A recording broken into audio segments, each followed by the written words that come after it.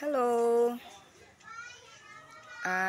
Pasensya na po at hindi ako nakaka-update dahil busy sa pag-convert ng Ggives.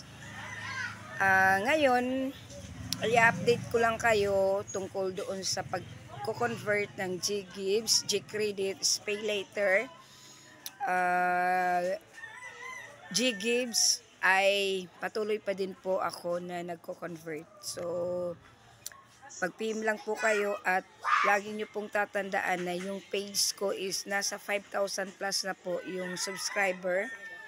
Baka po kasi merong mga scammer na nagumagaya sa mga page, kagaya ng mga co-trader ko na ginagaya po nila yung page.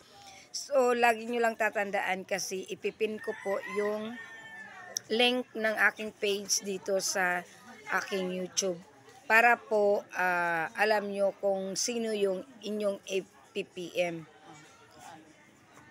Nagko-convert din po ako ng credit card. So, lahat po ng conversion, ilista, home credit, kwarta at sa Ggives po, sa ngayon po, mahirap po tayong magpa-convert ng Ggives, lalo na po kung mga mabababa ang mga amount. Wala po kasi tayong paraan sa pagko-convert. So, mas okay lang kung meron tayong way sa mababa. So, mostly po, 10K above ang kino-convert ko sa ngayon. Mag-PM lang po kayo sa aking page kasi gagawan po natin ng paraan yun kung paano natin mako-convert ang inyong mga Ggives at credit card, Pay Later, Ggives at home credit kwarta. Meron din po akong ilista at kung ano pa yung linalagay ko sa page sa convert. So, ipaprocess lang po natin ng 10 to 15 minutes.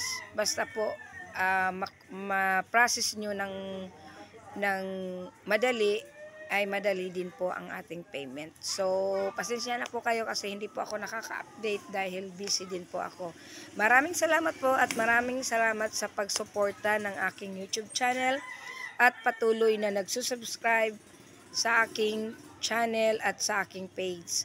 Salamat po.